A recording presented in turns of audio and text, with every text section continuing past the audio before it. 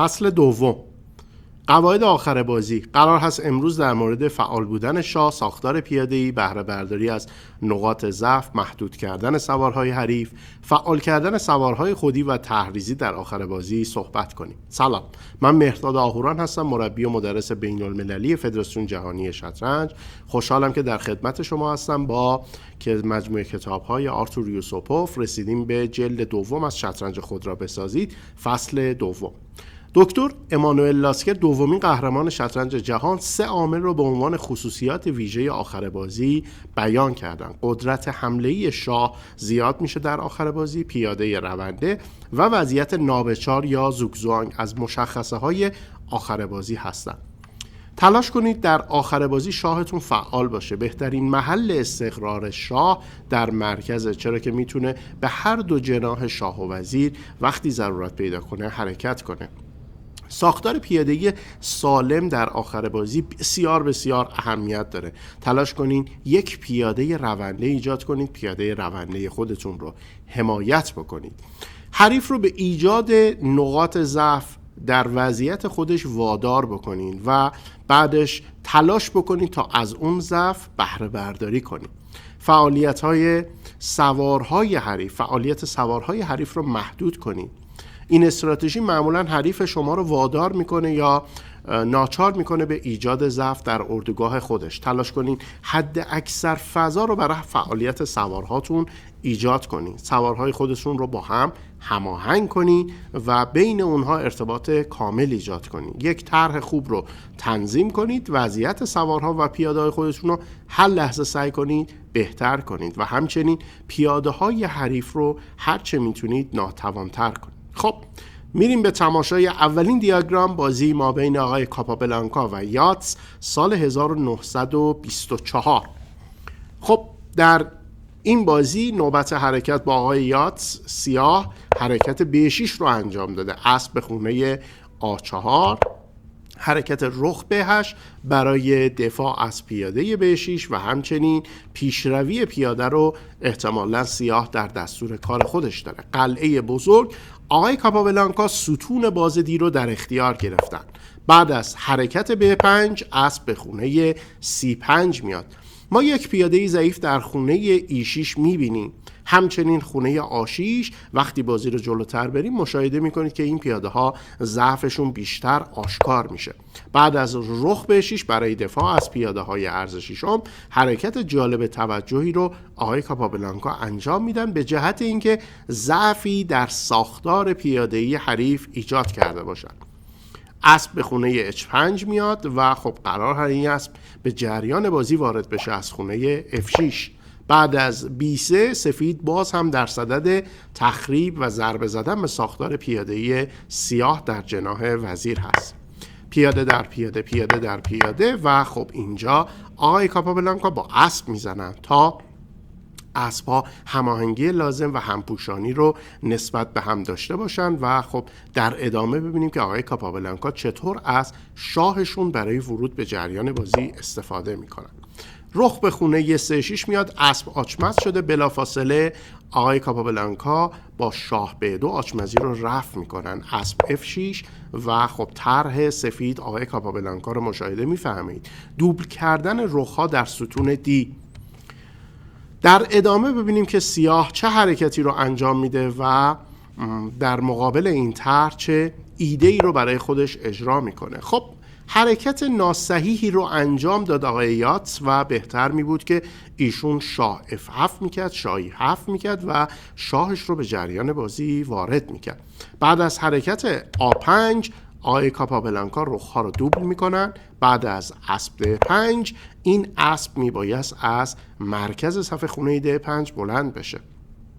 آقای کاپابلانکا سفید G3 میکنن و آماده میشن برای انجام طرح E4.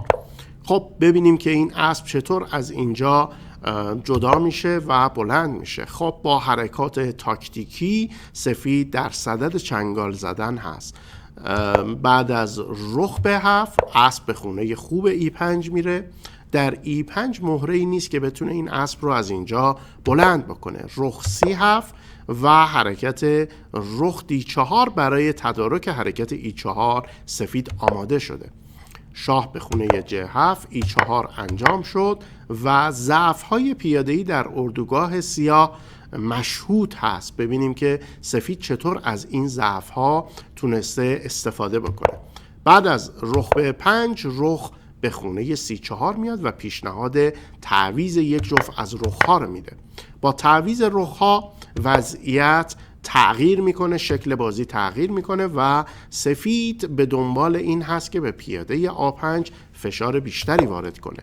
خب پیشنهاد تعویض یک جفت اسب هم داده میشه، به خاطر اینکه اگر اسب تعویض میشد اون موقع سفید میتونست با رخ A1 به پیاده A5 فشار بیشتری وارد بکنه. در این لحظه اگر اسب در اسب انجام میشد، شاه در اسب رخ به خونه A1 و میتونست بر روی پیاده A فشار بیشتری وارد بشه.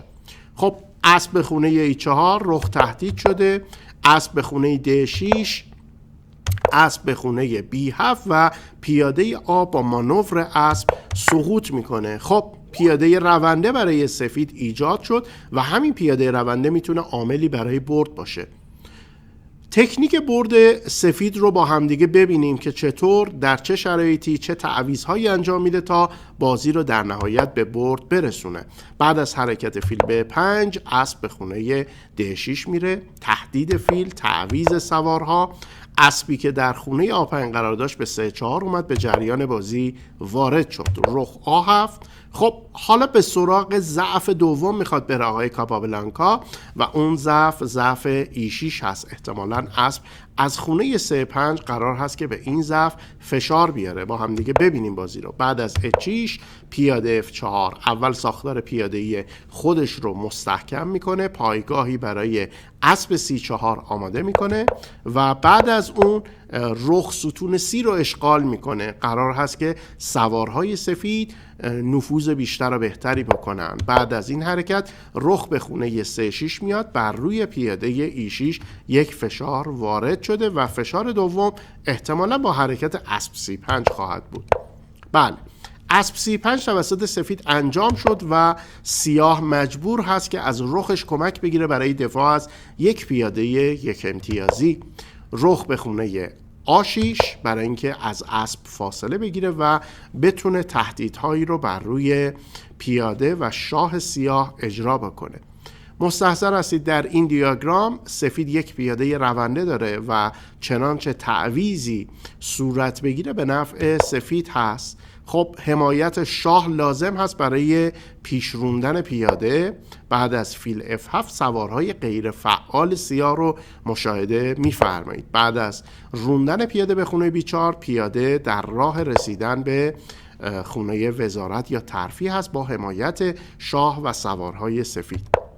رخ C6 اسب کیش و اسب بعد از کیش شاهو منتقل میکنه به خونه B2 آقای کاپابلانکا. بعد از اسب 4 مجددا رخ برمیگرده و حالا در جناح شاه پیاده ها رونده شدن. سوارهای سیاه در هم پیچیدن و خب فقط وظیفه دفاع از پیاده E6 رو دارن.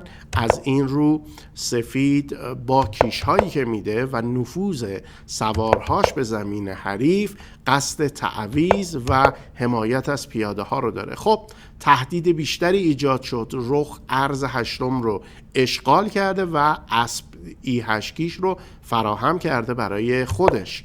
بعد از روندن پیاده در پیاده یک پیاده رونده دیگه برای سفید ایجاد شد. خب بعد از حرکت فیل J2 رخ A8 تهدید شده و خب رخ A8 با رخ E8 پیشنهاد تعویض رو میده. بعد از اینکه سیاه امتناع میکنه از تعویض رخ به خونه D8 میاد تا از D7 تعویض رو اجباری کنه. اسب به خونه C6 اسب کیش و چنگال رخ. خب در این وضعیت بازی ساده شد و شاه سفید قدرت بیشتری پیدا میکنه. یکی از خصوصیات آخر بازی این بود که شاه به عنوان یک سوار قدرتمند میتونه به میدون بیاد. در مرکز صف قدرت این سوار بیشتره و میتونه به هر جناحی که لازم بود سفر کنه. ملاحظه میفرمایید پیاده رونده جی هم به اندازه کافی قوی شده و خب اینجا تکنیک و تاکتیک به کمک هم میان و اسب E8 هست که میتونه سرانجام بازی رو تعیین بکنه.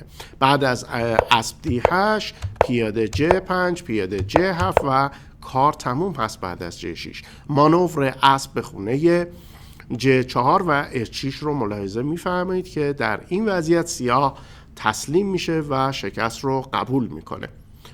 با همدیگه میریم به تماشای یک بازی دیگر از پتروسیان باتوینیک، قهرمانی جهان سال 1963. ببینیم در این بازی چه اتفاقهایی افتاده. نوبت حرکت با سفید، آقای پتروسیان شاهشون رو به خونه E2 میارن. چه بسا که ایشون میخوان رخ D1 کنن و ستون دی رو در حقیقت از آن خودشون. بعد از اسب C6 گسترش سوارهای سبک سیاه کامل شده. رخ D1 رخ D8 و پیشنهاد تعویض یا کنترل ستون توسط آقای باتوینیک. رخ در رخ انجام شد. خب پیاده E6 پیاده ضعیفی است که سفید به درستی بر روی اون فشار وارد میکنه و قصد گرفتن اون پیاده رو داره. رخ مجبور هست باز هم مثل مثال قبلی از یک پیاده دفاع بکنه و منفعل میشه. بعد از اسب E4 پیشنهاد یک جفت تعویض اسب‌ها و پیاده ضعیف C5 شناسایی شد. B6 برای دفاع از پیاده، رخ B1 برای اینکه پیاده B2 دفاع دار بشه و فیل بتونه به جریان بازی بیاد. بعد از فیل D2 اسب چنانچه پیاده A2 رو بزنه با رخ A1 مواجه میشه. از این رو اسب خونه D5 و سفید اقدام جالبی انجام میده. پیاده های خودش رو در A4 و B3 قرار میده تا مانع از پیشروی سه پیاده به هم پیوسته سیاه بشه. یکی از هدفهایی که ما میتونیم در جناح وزیر نسبت به پیاده های اکثریت با پیاده های اقلیت خودمون داشته باشیم این هست که بتونیم یکی از پیاده های حریف رو از مابقی پیاده ها جدا بکنیم که آقای پتروسیان در این بازی به زیبایی این حرکت رو انجام دادن. با هم دیگه ببینیم. بعد از فیل F8 رخ C1 و در این لحظه حرکت بسیار زیبا و تعیین کننده B4 انجام شد. خب این حرکت به سبب آچمز بودن پیاده سیاه رو وادار میکنه به روندن پیاده و جدا شدن پیاده C از پیاده های A و B. ملاحظه بفرمایید آقای پتروسیان این جدا افتادگی پیاده ها رو با روندن پیاده به B5 تثبیت میکنن و خب حالا فشار آوردن به پیاده C راحت تر از قبل شده. شاه سیاه به جریان بازی میاد، فیل به خونه C3 و در ادامه ببینیم که از چه تکنیکی آقای پتروسیان استفاده میکنن. فیل A3 تهدید رخ C1، رخ C2 تعویض یک جفت سوار سبک و خب پیاده C4 قبل از مثل قبل نیست، ضعف داره و ببینیم که با چه تکنیکی از شاهش استفاده میکنه آقای پتروسیان و اون پیاده رو میتونه بگیره.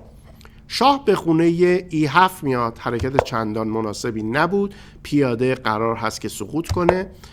بعد از رونده شدن این پیاده قطعا ضعیفتر شده و راهی برای ورود شاه هم به خونه D3 ایجاد شد. خب اسب مجددا برمیگرده به خونه E4. نقشه راه سفید رو ملاحظه میفرمایید. سیاه فیل A5 میکنه، شاه D3 و قصد زدن پیاده رو داره. رخ کی شاه C4. رخ سیاه وقتی دفاع از پیاده رو غیر ممکن میبینه سعی در حمله به ساختار پیاده سفید داره. ببینیم که آیا در این مسیر موفق هست یا نه. بعد از گرفته شدن پیاده رخ به خونه H1 میره و پیاده H2 رو مورد حمله قرار داده. خب ببینیم در اینجا چه تکنیکی رو آقای پتروسیان باید به خرج بدن. آیا قید پیاده H2 رو باید بزنن؟ بله. اسب به خونه E4 میاد، پیاده H2 رو از دست میدن ایشون، حتی پیاده G رو هم از دست میدن و قرار هست رخ به خونه C7 بره، حمله دوگانه بزنه. خب برای اینکه این پیاده های عرض هفتم مهم هستند و آقای باتوینیک اجازه ندن که سفید رخش رو به عرض هفتم ببره، شاه به خونه D7 اومده. یک طرح جالب دیگه، سفید اول از همه پیاده جی خودش رو نجات میده، فیل A5 از جریان بازی کمی خارج، ضعیف هست و قرار هست که شاه سفید در مرکز فعالتر بشه، به سمت پیاده های جناح شاه حمله بکنه.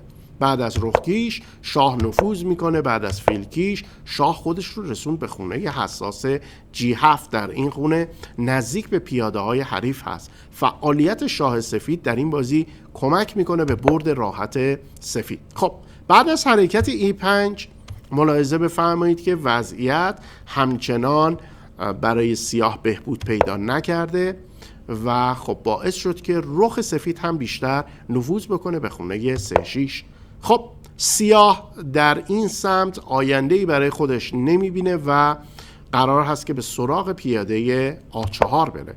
شاه به خونه F7، رخ A4 و حرکت رخ E6. فیل هم باید بیش از پیش ضعیف بشه، به خونه D8 میره. رخکی شاه C8 و محدودیت سوارهای سیاه به خصوص فیل D8 رو میبینید.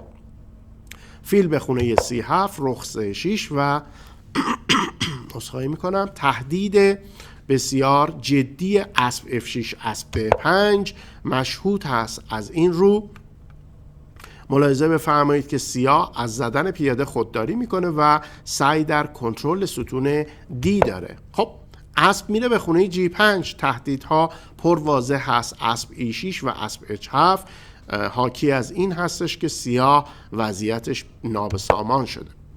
بعد از رخکیش شاه به خونه F7 میاد، رخکیش شاه به خونه G8 و خب وضعیتی هست که آقای باتوینیک شکست رو قبول میکنن، چون در ادامه پیاده های H و G سقوط میکنه و سفید میتونه از رونده خودش در ستون G بهره ببره. خب بریم به تماشای یک بازی. لطفاً کاغذ و قلم کنارتون داشته باشید، امتیازها رو لطفاً ثبت بکنید.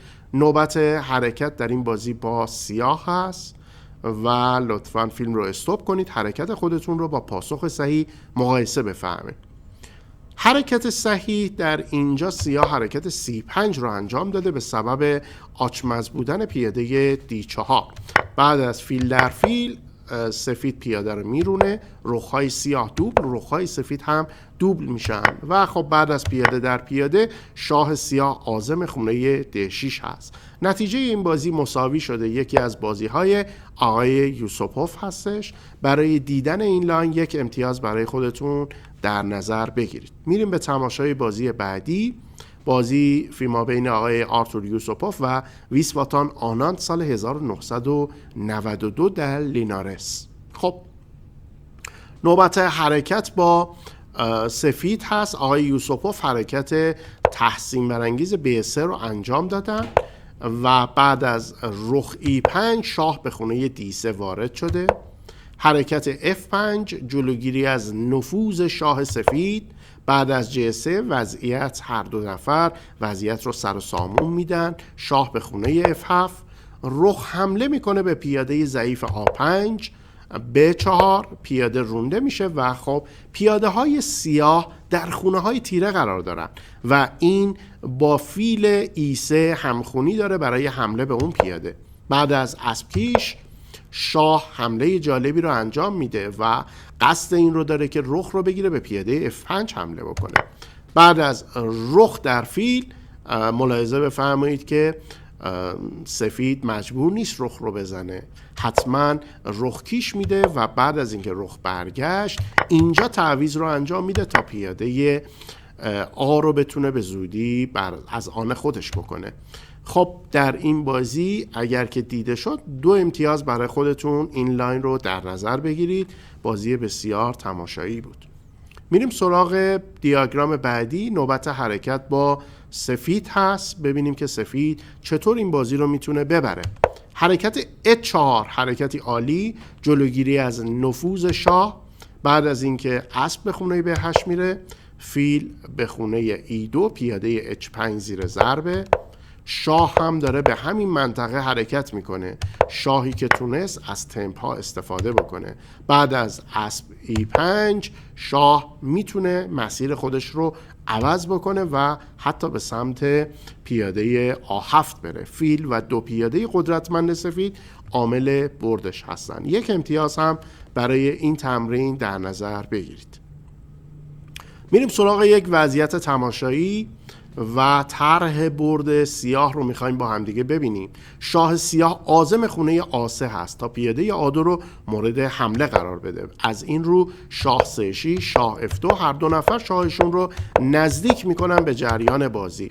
به موقع هر دو شاه به نزدیک پیاده A2 رسیدن. بعد از اینکه شاه‌ها در محل مناسب مستقر شدن، حالا سیاه با فیلش قرار هست که حمله ای داشته باشه بر روی پیاده ها. با هم دیگه ببینیم بعد از مانوری که سفید و سیاه ایجاد میکنن، وضعیت سفید سوارها غیر فعال هستند و بعد از مجبور به حرکت بودن اسب، فیل به خونه F1 میاد. پیاده J2 مورد حمله قرار گرفته. بعد از اسب F2 پیاده اول سقوط میکنه. بعد از اینکه شاه میبینه پیاده های ضعیفی در اردوگاه سفید ایجاد شدن، عازم حمله به پیاده های ضعیف هست. بعد از اسب B3 فیل کی شاه کنار، اسب میاد به پیاده A2 حمله میکنه. خب پیاده های سفید پیاده های مناسبی نیستن و قابل حمله کردن. بعد از اینکه اسب خونه C5 میره، پیاده A همجوار با شاه هست و دفاع میشه به راحتی ازش. پیاده ضعیف بعدی پیاده D4 هست که احتمالاً سخت باشه دفاع کردن ازش. با همدیگه ببینیم. خب پیاده A هم پیاده ضعیف و دور افتاده ای شده که به راحتی با حرکت اسب B1 میشه اون رو گرفت. بعد از اسب D1 فیل میاد به خونه C2 و قرار هست که پیاده A3 زده بشه. بعد از اون پیاده رونده A کار رو تموم میکنه. 2 امتیاز هم برای پاسخ صحیح به این تمرین برای خودتون در نظر بگیرید. میریم سراغ سفید. نوبت حرکت با سفید هست. فیلم رو استاپ کنید و پاسخ خودتون رو مقایسه بفهمید. حرکت صحیح ای در D5 ای در D5 و روندن پیاده به خونه F4 برای اینکه تقریبا حرکت فیل سیاه رو محدود بشه. خب اسب قرار هست به خونه E5 بره و طرحی بود که سفید با انجام دادنش تونست نتیجه مساوی و وضعیت مساوی رو برای خودش ایجاد بکنه. 1 امتیاز هم برای دیدن این طرح برای خودتون در نظر بگیرید. میریم سراغ بازی بعدی و نوبت حرکت با سفید هست. به جای سفید حرکت خوب رو پیدا بکنید. سفید حرکت تاکتیکی و جالب اسب A4 رو انجام داده به سبب اینکه قرار هست بر روی ستون C تسلط پیدا بکنه و مهمتر از اون اسب خونه D7 که بلوکه کننده پیاده رو از میون برداره. این طرح جالب هست. بعد از فیل B3 حرکت زیبای اسب B6 رو میبینیم. خب فیل در رخ که امکان پذیر نیست. بعد از حرکت اشتباه فیل در رخ، اسب در اسب، چنانچه شاه به خونه E6 بیاد، اسب از C5 کش میده و بعد فیل رو میزنه. خب از نظر امتیازی به نفع سفید میشه. بنابراین حرکت اسب بر اسب مواجه میشه. بعد از اینکه سفید حرکت تماشایی A در اسب رو انجام داد، تفاوت اینجا توسط سیاه گرفته میشه ولی دیر شده و بازی تموم هست. بعد از B7 رخ B8 فیل در رخ و روندن پیاده D7 کار رو تموم میکنه با طرح رخ C8. برای دیدن و مشاهده پاسخ صحیح این تمرین 1 امتیاز برای خودتون در نظر بگیرید. میریم سراغ وضعیت بعدی و قرار هست که سفید بازی رو به برد برسونه. با حرکت تماشایی سفید حرکتش رو شروع میکنه. بعد از اینکه فیلم رو استاپ کردید لطفاً پاسخ خودتون رو مقایسه کنید. بله، حرکت رخ J5 به نظر اجبار میاد برای دفاع از پیاده J2 و همچنین روندن پیاده A. پیاده A به جلو رفت. خب شاه سفید اینجا نقش مهمی داره. قرار هست که به رخ سیاه بنشینه و بعد به کمک پیاده A بره. بعد از اینکه رخ آ1 شاه ب4، بعد از کیش هایی که ملاحظه می‌فرمایید شاه سفید تونست نفوذ بکنه و پشت پیاده خودش قایم شده. حالا پیاده ضعف پیاده ج6 مشهود است و کار رو میتونه تموم بکنه. برای دیدن کامل این تمرین 2 امتیاز برای خودتون در نظر بگیرید. بریم به سراغ تماشای تمرین بعدی. نوبت حرکت با سفید هست. فیلم رو استاپ بفرمایید و پاسخ صحیح خودتون رو مقایسه. سفید از نظر متریال 1 پیاده جلو هست و خب با حرکت اسب E1 شروع کرده سفید و احتمالاً قصد این رو داره که نفوذ کنه و بعد از حرکت اسب C3 اسب D3 اسب به خونه E2 میاد، شاه به خونه امن C4 اسب C3 و حرکت تماشایی A5. حرکتی بسیار مفید. فیل سیاه روی سفید اینجا قدرتمند هست و تأثیر خودش رو روی بازی میگذاره. پیاده آ در حقیقت تعویض شد و رونده سیاه زیاد خطرناک نیست، ولی رونده سفید چون از حمایت شاه برخورداره بسیار قدرتمنده. خب فیل کیش تا از کیش خونه آ3 هم بتونه جلوگیری بکنه سفید. شاه کنار و اسب به خونه E5 میره. در زمان مناسب کنترل خونه آ1 رو هم مسدود کرده و پیاده J6 ضعیف شده. بعد از کیش شاه به اسب و یه عقب نشینی سوارها، پیاده آ4 ضعیف شده. ملاحظه میفرمایید برخاست خطرناکی وجود داره و اینجا سیاه راهی نداره جز تسلیم شدن. 1 امتیاز برای حل این تمرین برای خودتون در نظر بگیرید. میریم به تماشای مثال بعدی. نوبت حرکت با سفید هست. فیلم رو استاپ کنید و پاسخ خودتون رو حتما مقایسه بفرمایید. 5 تا 10 دقیقه در مورد هر یک از تمرین ها لطفاً فکر کنید دوستان. H4 حرکت صحیح سفید بود. بعد از H5 ببینیم طرح برد برای سفید چه خواهد بود. خب رخ سفید عرض هفتم رو کنترل کرده، شاه سیاه رو کات کرده. بعد از اینکه شاه به خونه E8 اومد همچنان بر روی پیاده B6 فشار وجود داره. خب بعد از حرکت B5 فیل قرار آزاد بشه و به جریان حمله. رخ نمیتونست به خونه C5 بره. بعد از رخکی شاه به خونه C4 اسب به خونه C5 و به نوعی آچمز شدن اسب رو داریم. بعد از رخکی شاه C3 رخکیش پیاده F رو نمیتونه بزنه سیاه به سبب اینکه فیل در اسب و پیاده به راه میفته. رخ بر میگرده چنانچه زده بشه رخ بتونه از خونه B4 پیاده ب رو کنترل بکنه. رخکیش تعویض صورت گرفت و ملاحظه میفرمایید ضعف پیاده‌ای در جناح شاه آشکار هست. رخ B4 رخ همچنان میتونه دفاع بکنه. شاه سفید نزدیک هست و وضعیت به نفع سفید. خب پیاده رونده دیگری در جناح شاه برای سفید ایجاد شده که خب عامل برد راحتی خواهد بود. بعد از این حرکت ملاحظه میفرمایید و تمام رخ به خونه C7 میاد و حرکت رخ C8 کار رو تموم میکنه. برای حل این تمرین هم 1 امتیاز در نظر بگیرید. میریم به سراغ تماشای تمرین بعدی. نوبت حرکت با سیاه هست. لطفاً فیلم رو استاپ بفرمایید و پاسخ صحیح خودتون رو مقایسه بفرمایید. وضعیت سفید هم خوب هست، به نظر امنیت کامل میاد و خب نوبت حرکت میتونه تعیین کننده باشه. شاه به خونه F8 میاد.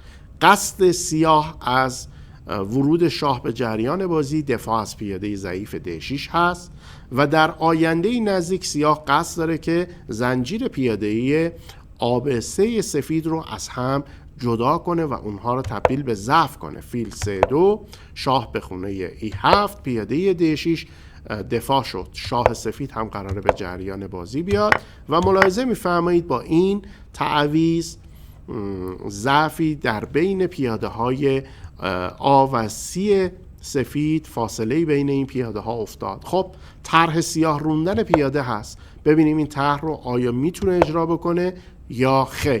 بعد از اینکه رخ به خونه B4 میاد، شاه وارد جریان بازی میشه. مشخص بود بهتر می بود اینجا حرکت شاه C3 انجام میشد و شاید با این حرکت میتونست دفاع بکنه سفید از جریان بازی و نتیجه مساوی رو برای خودش کسب بکنه. ولی حرکت اشتباه فیل در فیل ضعف پیاده‌ای بزرگی رو برای سفید ایجاد کرد. ببینیم سیاه چطور از این ضعف بهره برداری میکنه. رخ آس شاه E2، رخ C3 پیاده C4 و خب ملاحظه میفرمایید عجله‌ای نداره سیاه برای گرفتن پیاده از آن خودش هست. رخ D8 هم قراره به خونه A8 بره. میریم به تماشای مثال بعدی. نوبت حرکت با سفید هست. فیل سیاه وضعیت نامطلوبی داره، شاه سفید وضعیت بسیار خوبی داره، نفوذ خوبی داشته در اردوگاه سیاه. سفید حرکت F3 رو انجام میده و سیاه به نوعی در زوگزوانگ افتاده فعلا و غیر از فیل B7 حرکت دیگه ای نداره. J4 قصد سفید استفاده از پیاده های جناح شاه هست. فیل A8 زدن پیاده، اول F4 پیاده مستحکم میشه. فیل B7 ملاحظه میفرمایید که وضعیت سیاه وضعیتی است که باید تکرار بکنه. شاه در خونه H5 پیاده H5 رو گرفت و قرار هست پیاده H را بیفته. خب در ادامه سیاه راهی نداره برای اینکه بتونه مقابله بکنه با هدف سفید. میریم به سراغ مثال آخر. برای مثال قبلی هم یک امتیاز لحاظ بفهمید. خب نوبت حرکت با سیاه هست. حرکت خوب سیاه رو پیدا کنید بعد از 5 تا 10 دقیقه فکر کردن. خب در این وضعیت وزیر D3 آتشبار فیل و وزیر بسیار عالی هست. ملاحظه می‌فرمایید که وزیر سفید محدود شده و نمیتونه به جریان بازی بیاد چون تهدید وزیر F1 وجود داره. شاه به خونه G2 در صدد این هست که وضع خودش رو بهتر بکنه سفید. بعد از وزیر B1 طرح فیل B3 هست، فشار به مهره آچمز. خب وزیر به خونه D2 آمده، گزینه دیگری نداشت، در حالت زوگزوانگ افتاده. وزیر در پیاده چارکیش، پیاده مجانی، متریال بسیار بزرگی بود و تهدیدها به نفع سیاه پیش خواهد رفت. برای حل این تمرین هم یک امتیاز لحاظ بفرمایید. خب دوستان عزیز، امیدوارم از این فصل لذت برده باشید. چنانچه امتیاز 15 رو کسب کردید عالی بودین. 13 امتیاز خوب، 12 11 امتیاز به پایین رو لطفاً تمرین ها رو مجدد حل کنید و پیشنهاد میکنم که حتی فیلم رو دوباره ببینید چه اصولی رو در آخر بازی ما رعایت کردیم تا تونستیم از تکنیک های خوب برد هم استفاده بکنیم و بازی ها رو به سرانجام برسونیم. به امید دیدار شما عزیزان تا فصل آینده. خدا نگهدار.